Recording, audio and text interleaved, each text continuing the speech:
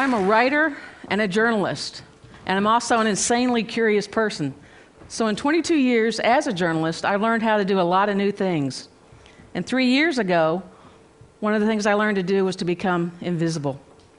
I became one of the working homeless. I quit my job as a newspaper editor after my father died in February of that same year and decided to travel. His death hit me pretty hard, and there were a lot of things that I wanted to feel and deal with while I was doing that. So I've camped my whole life, and I decided that living in a van for a year to do this would be like one long camping trip. So I packed my cat, my Rottweiler, and my camping gear into a 1975 Chevy van, and I drove off into the sunset, having fully failed to realize 3 critical things.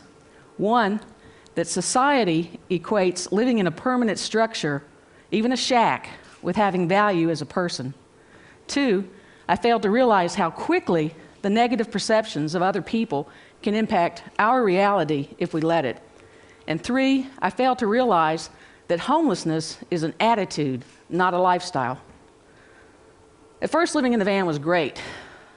I showered in campgrounds, I ate out regularly, and I had time to relax and to grieve. But then the anger and the depression about my father's death set in. My freelance job ended, and I had to get a full-time job to pay the bills.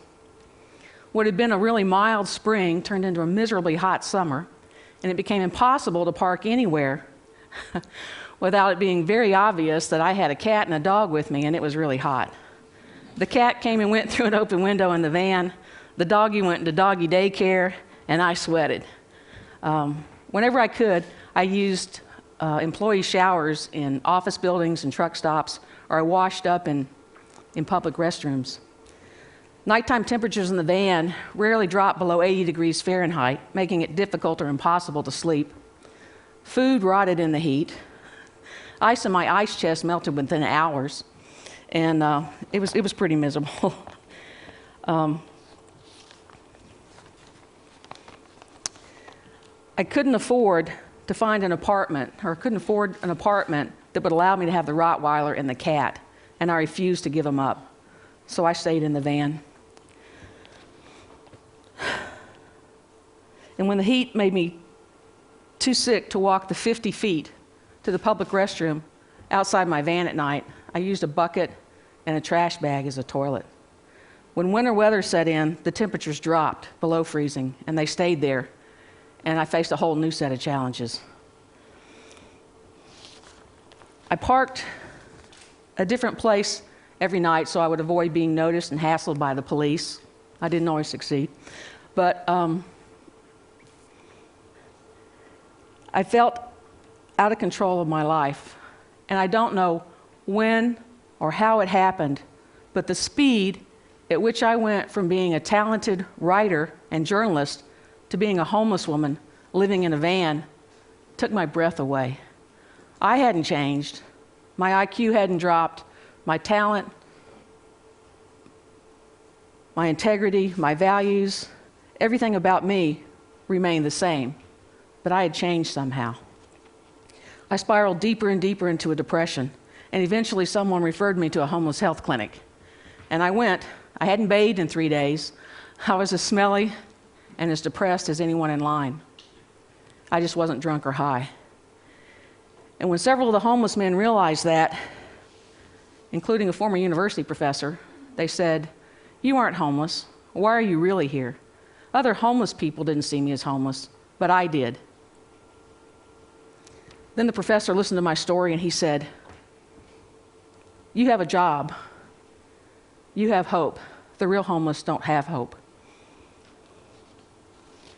The reaction to the medication the clinic gave me for my depression left me suicidal, and I remember thinking, if I killed myself, no one would notice.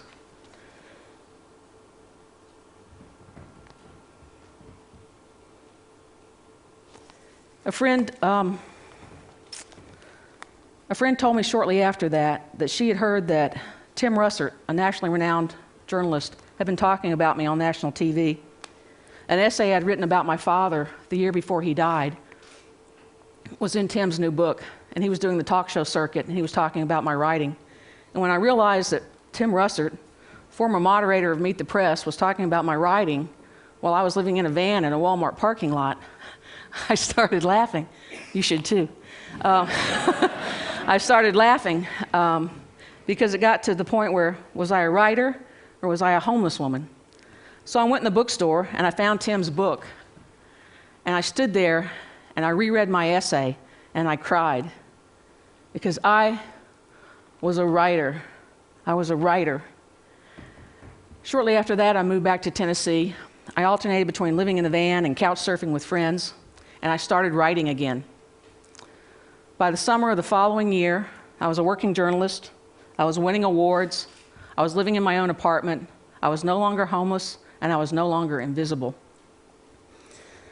Thousands of people work full and part-time jobs and live in their cars. But society continues to stigmatize and criminalize living in your vehicle or on the streets. So the homeless, the working homeless, primarily remain invisible. But if you ever meet one, engage them, encourage them, and offer them hope. The human spirit can overcome anything if it has hope. And I'm not here to be the poster girl for the homeless. I'm not here to encourage you to give money to the next panhandler you meet.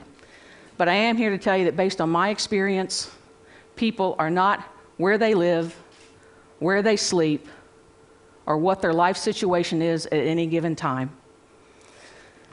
3 years ago, I was living in a van in a Walmart parking lot. And today, I'm speaking at TED. Hope always, always finds a way. Thank you.